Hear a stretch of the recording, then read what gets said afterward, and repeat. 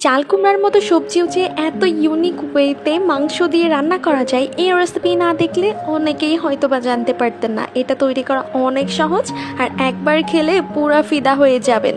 আর এখন অবধি প্রায় 90% মানুষ এই রেসিপিটা সম্পর্কে জানেনই না। তাই এই রেসিপিটা ভালোভাবে শিখে নিন এবং ঝটপট এটা তৈরি করে নিন। প্রথমেই লাগবে চাল কুমড়া, যেটাকে একটু কিউব করে কেটে নিতে হবে। তারপর লাগবে মাংসের কিমা, আদা কুচি, পেঁয়াজ পাতা কুচি, লবণ, গোলমরিচ গুঁড়া, একটু সয়া সস, তারপর একটু আদা কুচি অ্যাড করতে পারেন। কর্নফ্লাওয়ার দিয়ে ভালোভাবে মেখে নিতে হবে। একটু গোল বলের আকৃতি করতে হবে, সেই অনুপাতে আপনারা এটাকে মাখবেন, একটু আঠালো হবে আর কি।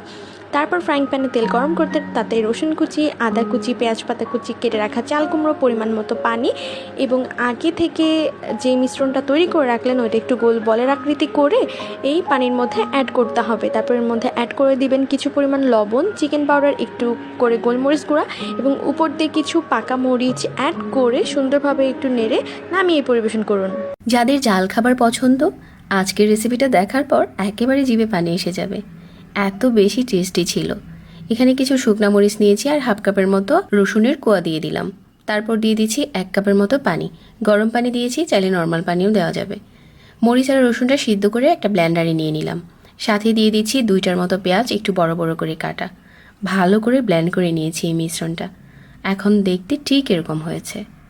একটা প্যানে পরিমাণ মতো তেল দিয়ে দিচ্ছি, 1/4 কাপের মতো হবে। তারপর হচ্ছে এই মরিচের মিশ্রণটা দিয়ে দিলাম আর শুধু মাঝারি আঁচে এভাবে করে তেলের সাথে ভুনে নিচ্ছি। স্বাদ মতো লবণ দিয়ে দিচ্ছি এখানে। আর কিছুই দিতে হবে না, শুধু তেলের সাথে ভুনতে হবে। আর একটা সময় দেখা যাবে এটা থেকে তেল ছাড়তে শুরু করেছে, তার মানে পুরোপুরি এটা ভুনা হয়ে গেছে।